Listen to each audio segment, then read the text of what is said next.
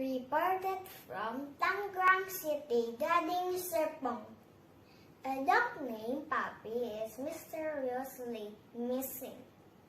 The dog is missing on Friday, 21 January 2022. The last time the owner played with the dog was in Spin Club, Gading Serpong.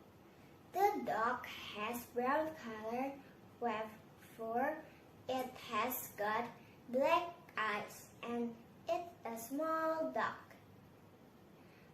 Please call